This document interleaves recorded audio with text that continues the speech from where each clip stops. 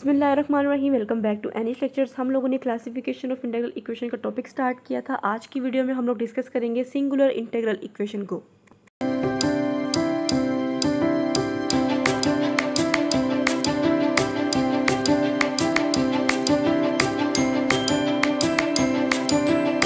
जी, अब हम डिस्कस करने लगे हैं सिंगुलर इंटीग्रल इक्वेशन को, जो कि फोर्थ टाइप है हमारे पास इंटीग्रल इक्वेशन की।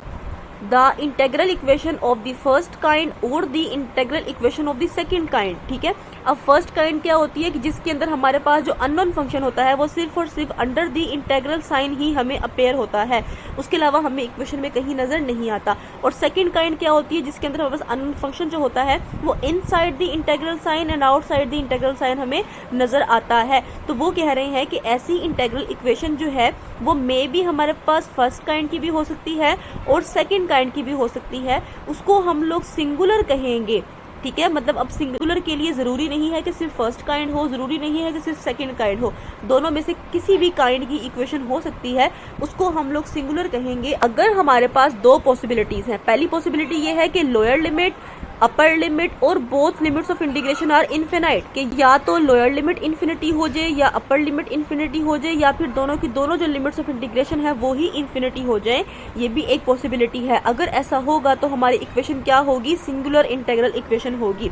इसके अलावा हमारे पास एक और पॉसिबिलिटी ये है कि जो हमारा कर्नल होता है फंक्शन ऑफ टू वेरिएबल, वो क्या हो, अनडिफाइंड हो जाए, इनफिनाइट हो जाए एंड वन और more point in the domain of the integration.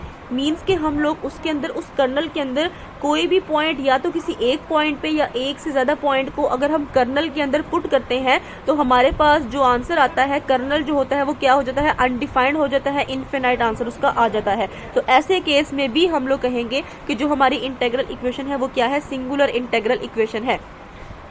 Singular integral equation की कुछ एग्जांपल्स को देख लेते हैं। फर्स्ट जो एग्जांपल है वो क्या है, u of x is equal to 2x plus 6 0 to infinity sine x minus t u of t dt।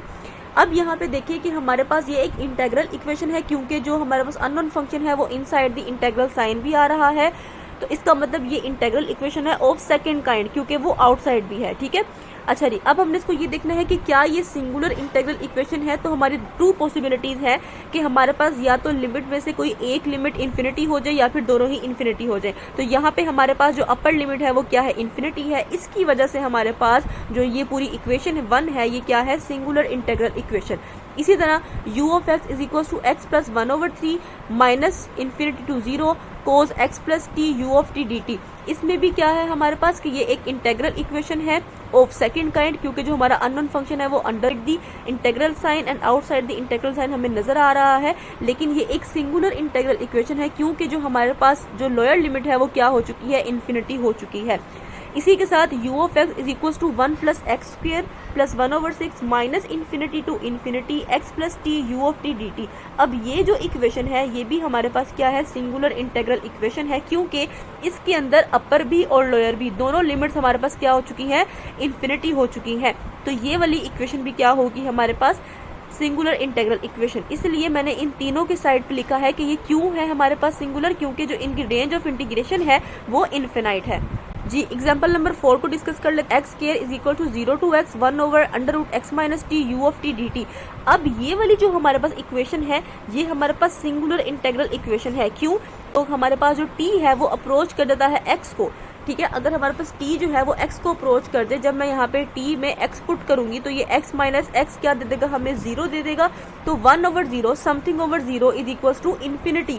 तो ये जो कर्नल है मेरा ये क्या हो जाएगा, अनडिफाइंड हो जाएगा, 1/0 आ जाएगा यहाँ पे। तो 1/0 जो है ये समथिंग ओवर 0, तो वो क्या होता है, इन्फिनिटी होता है। तो ये कर्नल जो है मेरा वो अनडिफाइंड हो जाएगा, जिसकी वजह से ये जो इक्वेशन है ये क्या है, सिंगुलर इंटीग्रल इक्वेशन है।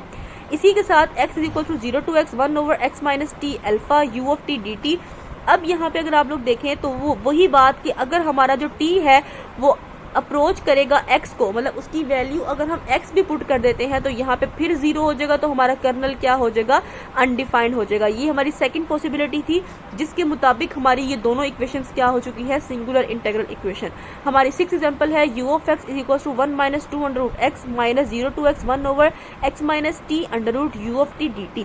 यहाँ पे भी सेम वही बात है कि अगर हमारे पास जो t है वो x को अप्रोच करेगा तो जो हमारा कर्नल है वो क्या हो जाएगा, इन्फिनिटी हो जाएगा, अनडिफाइंड हो जाएगा, जिसकी वजह से ये पूरी इक्वेशन क्या है हमारे पास, सिंगुलर इंटीग्रल इक्वेशन। अगर आप लोग ये बात नोट करें तो ये हमारे पास सेकंड काइंड थी, ये भी सेकंड काइंड है, लेकिन जो हमारे पास 4 और 5 है ये हमारे पास क्या है, फर्स्ट काइंड है, क्योंकि इसके अंदर जो अननोन फंक्शन है वो only inside the integral sign हमें नजर आ रहा है, आउटसाइड द इंटीग्रल साइन नहीं है। तो ऐसी इक्वेशंस को यहाँ पे क्या कहा गया है, एबल्स इंटीग्रल इक्वेशन कहा गया है, और इसको नाइल्स एबल ने 1823 में क्या किया था, डेवलप किया था, इस्टेब्लिश किया था। तो 4 और 5 जो इक्वेशन है उसको हमने क्या कह दिया है कि ये एबल्स इंटीग्रल इक्वेशन है। इसी के साथ साथ जो हमारी 6 वाली जो 6 एग्जाम्पल थी उसको इन्होंने क्या कह दिया है, weekly singular second kind Volterra type integral equation. 6 called the weekly singular second kind Volterra type integral equation usually arise in sciences and engineering application like heat conduction, superfluidity and crystal growth। तो यहाँ पे क्या हुआ है कि जो हमारे पास second kind की वोल्टेरा होगी और वो सिंगुलर भी होगी तो उसको उन्होंने वीकली सिंगुलर का नाम दे दिया है of second kind Volterra type equation. और जो हमारे पास क्या होगा कि फर्स्ट काइंड होगा, ठीक है, फर्स्ट काइंड वोल्टेरा टाइप होगी तो उसको उन्होंने क्या कह दिया है, एबल्स इंटीग्रल इक्वेशन कह दिया है। ये जस्ट हमारी इन्फॉर्मेशन के लिए है, तो इसीलिए इन दोनों पॉइंट्स को मैंने यहाँ पे डिस्कस किया है। इसके अलावा यहाँ पे आप लोगों ने ये बात भी याद रखनी है कि जो हमारे पास weakly singular second kind Volterra type integral equation है वो कहाँ पे इस्तेमाल होती है, हमारे पास साइंसेज में, इंजीनियरिंग की एप्लीकेशन में, जैसे कि हीट कंडक्शन है, हमारे पास क्रिस्टल ग्रोथ है, तो इन सबको भी आपने याद रखना है।